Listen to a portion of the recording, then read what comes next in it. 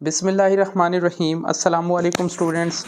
Class 6 और आज हमारे सामने है Swiss family Robinson chapter number 4 की कंप्लीट एक्सरसाइज सॉल्व करनी है आज हमने।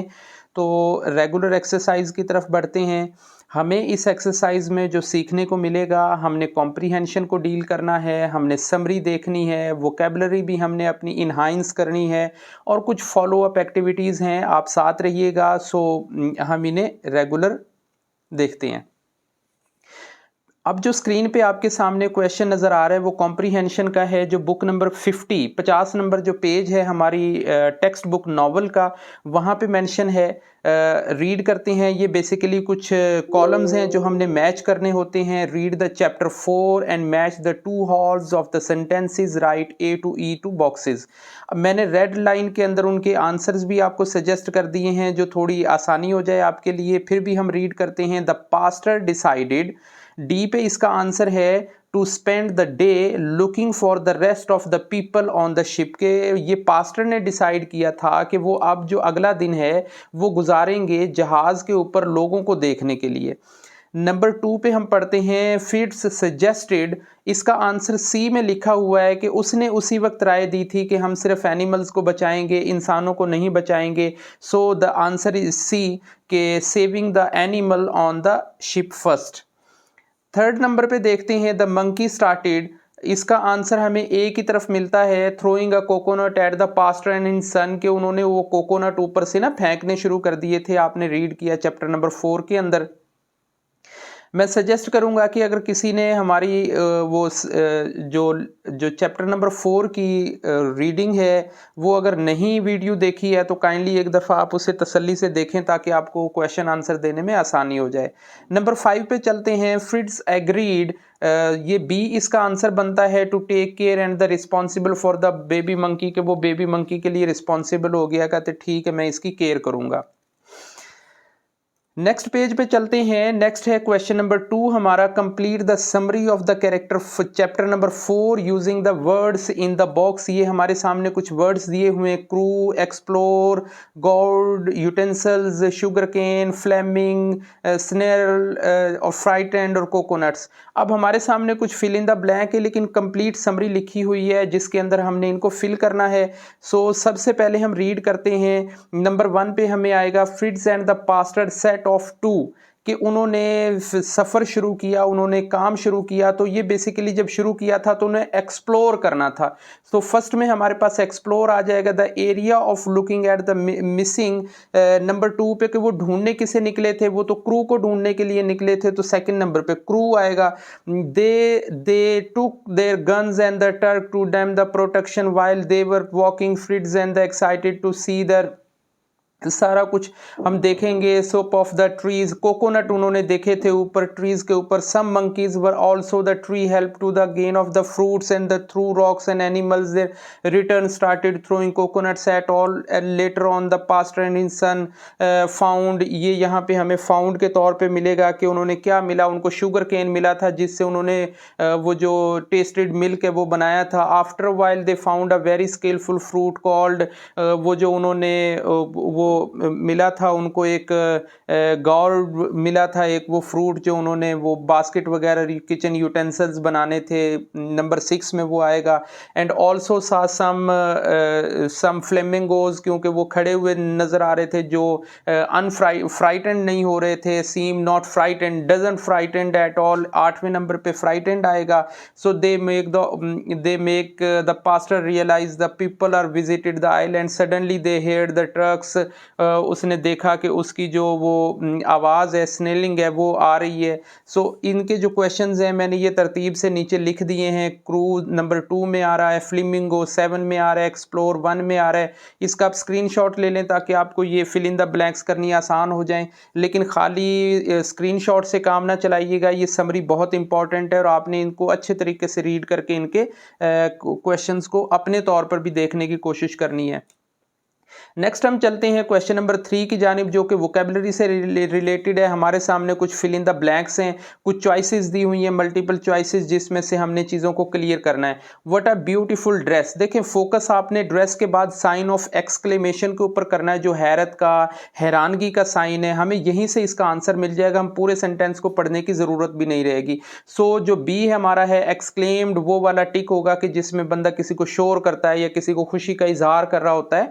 सो नंबर 2 पे चलते हैं। Her mother dash the little girl for lying to her, कि जब माँ के ऊपर कोई बच्ची लेटी होती है तो उसे हग कर रही होती है, उसे प्यार कर रही होती है। नंबर 3 पे चलेंगे जी। Stop treating Timothy so he is, मतलब कि इसे इल्ज़ाम देना बंद कर दो। So he is not the blame of the accident, कि वो इसका नुकसान उसके ऊपर नहीं जाता, वो जिम्मेदार नहीं है।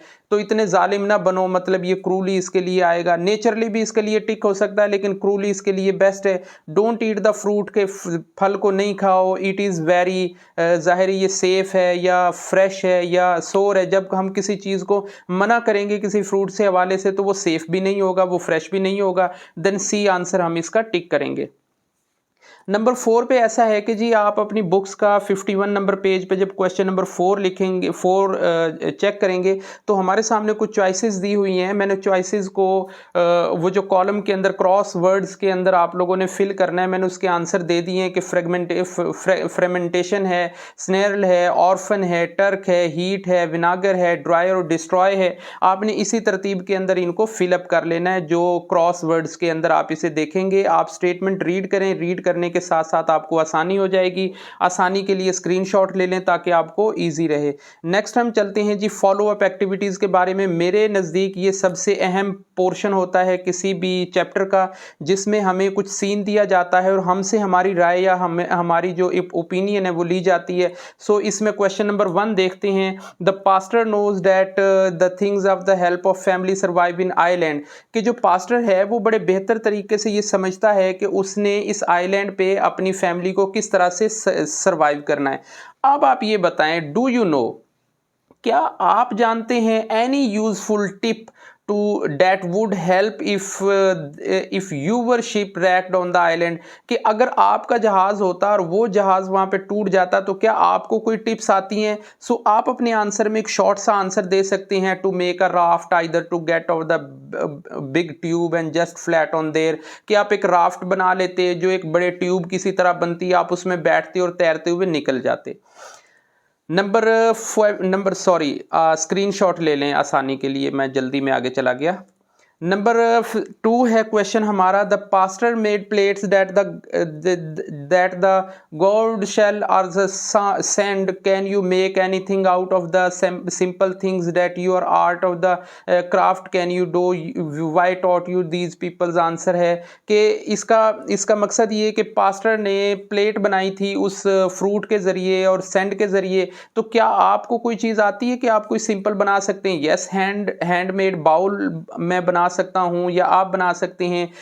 हम कुछ और चीज़ें भी हम क्राफ्ट कर सकते हैं। What art and the craft can you do, मतलब ये दूसरा पोर्शन इसका बनता है, तो हम इसका आंसर दे सकते हैं कि बबल पेंटिंग है, कार्ड बोर्ड कैसल बनाना है या वॉल्केनो बनाना है।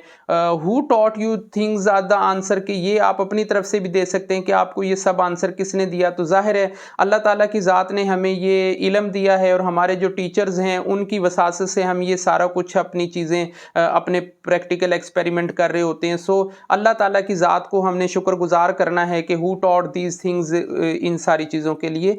नेक्स्ट पे हम क्वेश्चन नंबर 5 का जो थर्ड पोर्शन है उसके तरफ चलते हैं कि how do you feel the Turk killing the monkey, के आप कैसा फील करते हैं कि वो जो टर्क ने, डॉग ने मंकी मदर को किल कर दिया था। सो आंसर इसमें बड़ा सिंपल है। The dog turk run ahead the kill and the monkey's mother monkey the leaves the baby monkey orphan. In my opinion या in my point of view या in my suggestion that this is not a good act, कि ये कोई अच्छा काम नहीं था। Would you have felt like Fritz did, के क्या आप भी फ्रिट्ज की तरह से फील करते हैं? So yes I also felt like Fritz, के मैं भी, मुझे भी उसी तरह से दुख और अफसोस हो रहा है।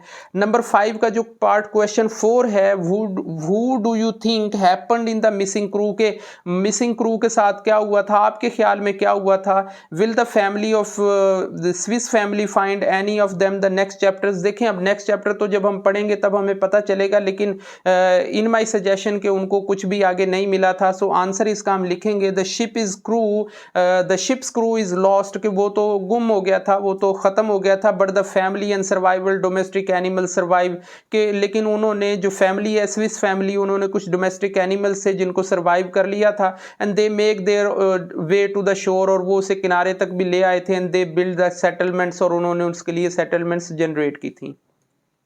नंबर 6 पे हमारे सामने एक बहुत अहम क्वेश्चन है। इसे मैं चाहूँगा कि इसका आंसर मैं ना दे करके आप लोगों की तरफ मैं ये रखूँ कि आप एक लेटर लिखें अपने एक दोस्त बेन के लिए। समझाना उसमें ये चाह रहा है कि अपने दोस्त एक बेन के लिए एक लेटर लिखें, जिसमें आपने पूरे दिन के अंदर क्या एक्साइटमेंट की थी, क्या आपने देखा जब आप वहाँ से गुजर रहे थे। तो आपको मंकीज़ मिले, आपको कोकोनट मिले, आपने एक सूप बनाया, आपने उसमें शुगर केन ऐड किया, और पूरी एक समरी टाइप का जो है चैप्टर नंबर 4 की आप लिखें, और उसे सजेस्ट करें कि मैं इंशाल्लाह नेक्स्ट भी आपको इस किस्म की जो चीज़ें हैं वो एक्साइटिंग डेज के बारे में इंफॉर्मेशंस देता रहूँगा। सो ये क्वेश्चन नंबर 6, और यहाँ पे हमारा चैप्टर क्लोज होता है। इंशाल्लाह मिलेंगे हम नेक्स्ट वीडियो में किसी और चैप्टर के साथ। तो तब तक के लिए अल्लाह हाफिज़, अपना ख्याल रखिएगा।